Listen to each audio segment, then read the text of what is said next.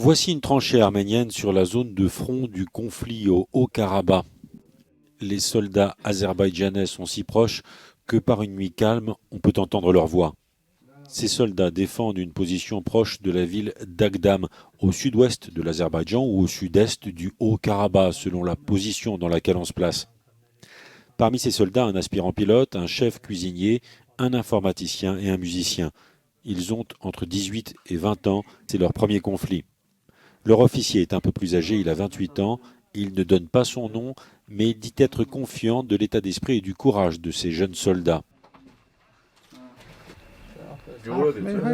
C'est notre destin, le destin du peuple arménien. Nous sommes prêts à tout, nous sommes ici et prêts à nous battre.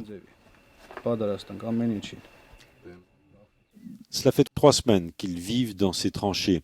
Les soldats dorment sur des planches et à tour de rôle dans une petite pièce creusée au détour d'un des boyaux des tranchées. Les repas sont pris en commun dans l'étroite cuisine de la position fortifiée. La ligne de front est proche et pourtant ces dernières semaines, ici, ont été calmes.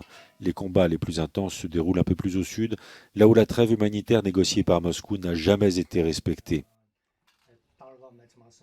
Les belligérants sont jusqu'à présent restés sourds aux efforts de la communauté internationale pour désamorcer le conflit.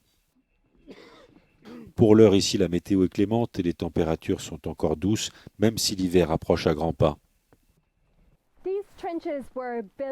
Ces tranchées ont été construites au début des années 90 pendant la guerre et elles ont toujours été entretenues, toujours occupées. Les positions azerbaïdjanaises sont à environ 1 kilomètre dans cette direction.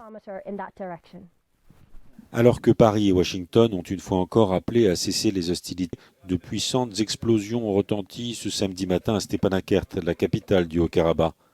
Quelques heures plus tôt, au moins 12 civils ont été tués dans des bombardements à Ganja, la deuxième ville d'Azerbaïdjan.